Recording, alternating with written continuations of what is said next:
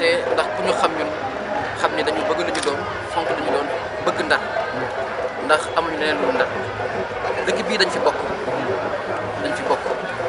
ndax suñu lépp fii la non c'est super. fi ñu cosaanoo ba tey fii la buñ ñu boolee ñu bokk buñ ñu boolewul ñu forcé bokk kon nag sant yàlla bañ ñu boole ndaw loolu day jóg taxaw ne gaal gi dañu bëgg tuddee ko Aba ma si sant yàlla muy wane place bi ñu am ndax ñun dañu toog yàgg ba ñuy dugg ci politique ne lan mooy sunu lan la ñuy yokk ci politique Ndar est-ce que dañuy ñëw pour def la fi mag ñi daan def wala dañu fi ñëw pour yokk fi dara wala dañuy ñëw pour yàq wala dañuy ñëw pour defar tey Aba Mbaye su toogee ba gis ay député ak ay directeurs généraux di maye ay kits scolaires di récompenser les meilleurs enfants ma kontaan ndax ba ma koy def man Aba ñoom fa looguñu te ñëpp see def kon nag ñu ngi wane yoon bi gëm naa ne incha allah élection yi di ñëw ay jeunes daañu gën a jël seen ay responsabilité gëm naa ne li ñu tàmbalee parce que ñun ba ñuy tàmbalee dañu ne lan lañu yokk sa rawante gaal kan moom rawante gaal ñi ko moom du ñun ko tuddee ndax sa xaalis bi ngay dugal gën a yokku fi dara ndax ku xam waa gën a xam ne liggéey la ñu xam jom fulla ak fayda kon ñi ko moom mooy ñi ko sosoon kenn mënul la wax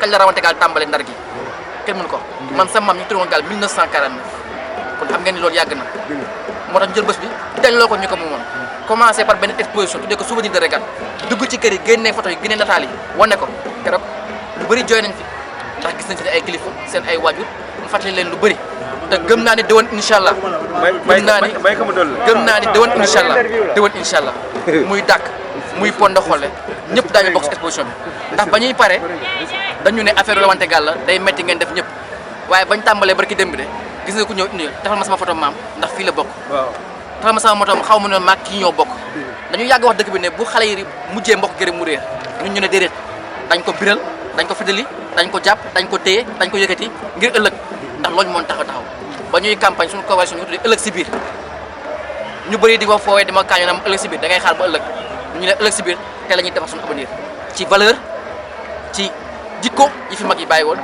fideli ko téye ko dox ak moom ngir Ndar mën dem kanam donc kon am nañ mbégte am nañ fierté bañ ñu boolee ci kilifa yu Ndar ndax am poste politique ak am tur taxul nekk kilifa yàlla moo koy sàkk te sunu ay papa teg nañu foofu ñu koy sant yàlla. ban vision nga am tey ci dëkk bi du Ndar ak ban message ngay lancé jeunesse bi.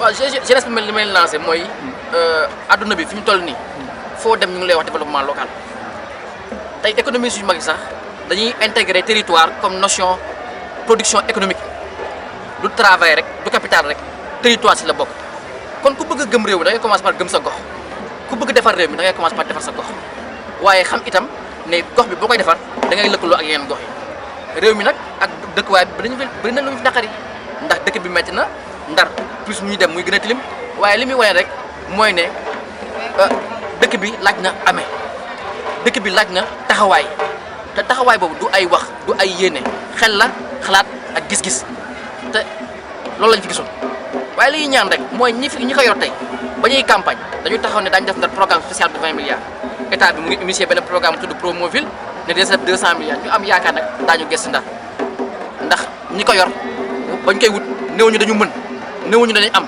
dañ ne ah ñun de ñooy état ginnaaw nag ñoom ñooy état te état ngi bëgg indi génnee xaalis gi yàlla nañu gëstu Ndar ndax bu ñu ko deful ah dëkk bi fi lay ñaari at la mbay dina ñaaw ndax foo gëstu di nga gis mbëriñ te dëkk bi dina yàqu. Extrêmement fier de ce qui s'est passé cette semaine-là, fier d'occuper une place que nous avons toujours souhaité ou voulu occuper dans cette ville-là. Parce que dès l'abord de notre carrière politique, et vous êtes les témoins oculaires, nous nous sommes posé une question simple. Quel est le sens de notre engagement citoyen? Quel est le sens du mot civisme? Quel sens nous voulons donner à notre carrière politique? Et qu'est-ce qui fait sens dans cet engagement-là? Être Saint-Louisien, Saint-Louisien jusqu'au bout des ongles, Saint-Louisien dans notre façon d'être, dans notre façon de penser, dans notre façon de réagir, dans notre façon d'agir. C'est-à-dire être Saint-Louisien par le courage, par les idées, par les qualités intellectuelles, par l'envergure, par l'éloquence, par l'essence de notre action, par la cohérence de notre action et la résonance qui s'en dégagera ou qui s'en dégagera comprise par les Saint-Louisiens. Aujourd'hui, les citoyens, les jeunes de Lodo, le quartier de Guet Ndar viennent de nous donner cette place-là et de nous dire voici la place que vous devez occuper, puisque c'est eux qui se sont battus pour qu'on soit parrain de cette œuvre. On n'a pas des millions, je ne suis pas directeur général, je ne suis pas ministre, je ne suis pas à aucun poste politique, mais ils considèrent que ma place est à cette place-là. Ils considèrent Aujourd'hui, Saint-Louis doit avoir des jeunes qui croient en cette ville-là, qui croient en ce pays-là et qui ont fait les preuves de leur engagement, qu'il faut valoriser, qu'il faut accompagner, qu'il faut pousser, qu'il faut encourager pour qu'ils continuent à être ce qu'ils ont toujours été. Quand en 2010, en 2011, je récompensais les meilleurs enfants, je distribuais des kits scolaires, le pouvoir actuel n'était pas encore là. Aujourd'hui, ils font ce que j'ai déjà fait. J'en suis fier. Ça montre que nous avons creusé des sillons, nous avons su montrer l'exemple malgré notre jeune âge et on ne peut qu'en être fier. Je sais que d'ici à la prochaine campagne électorale, d'autres jeunes prendront leurs responsabilités. D'autres candidats travailleront mieux leur image comme on l'a fait.